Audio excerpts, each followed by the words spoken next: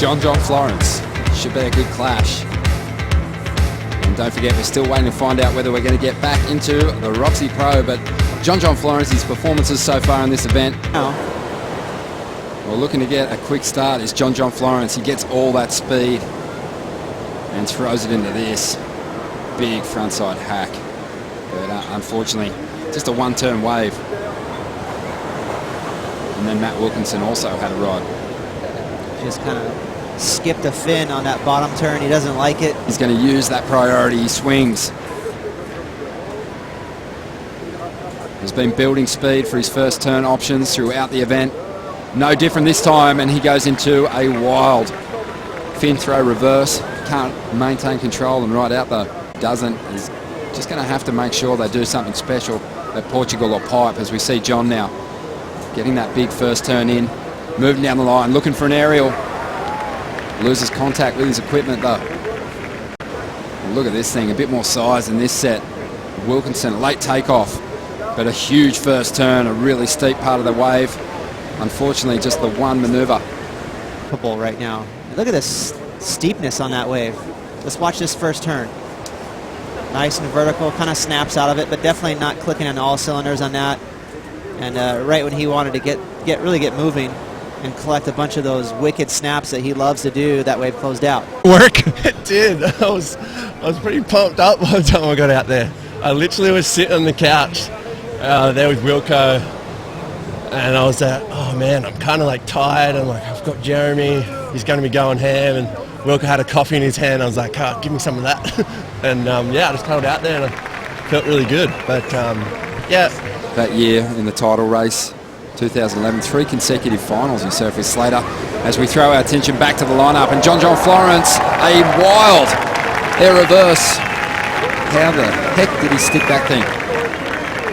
Wild, almost straight-legged as he came down, but here it is. There's that little offshore breeze. Click. Wow. I mean, you're not going to get more committed than that. And just when that reverse was about to get a little clingy, he rides out of it. Right here, it looked like maybe he'd get hung up, and then he came out of it pretty nice. So, you know, 8 out of 10 in terms of greasing the landing. That was pretty nice.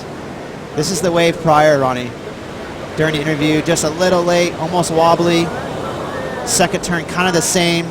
Third turn, kind of the same. So decent, a big set wave, but, you know, a little off his game there. Just a little behind that section. Oh, and kind of the same thing. Nice steep section there. A little more on the money on that second snap. And now that that tide is getting pretty full, you can see that inside section all but disappeared. It was almost awkward, but he pulled it with ease, an 8.33, and he's up once again and seems to have found a bit of momentum and confidence from that big air reverse, and he goes to the air once again. And there is the combination of some major maneuvers. And Wilkinson is now chasing him down the line, using priority for this wave. And Wilco starting to find that rhythm on his backhand, but throws everything at the last section, and he really needed to, because John's about to put another excellent score on the board. But definitely seemed to find something with that air reverse, because he blew this wave apart. Watch the rail turn. Just a little wonky with that backwash, but the first part of it was really spot on. And that air reverse, that is so John-esque, and it really smooth too. You know, no kinks in that one. And I think, you know, I don't want to say that Matt is buckling or feeling the pressure, but he definitely misfired on this wave right here. That turn, just getting a little freaky, trying to really fly those fins towards the channel too much, putting too much force on that tail. The lead on the Jeep leaderboard. As we see John really starting to have some fun out here now. Loses control of that one, but he's well out in front. A heat score total of 16.8. It is pumping out there at the moment. Have a look at this. Matt Wilkinson, this might be his opportunity to get himself back in the heat. He is way deep.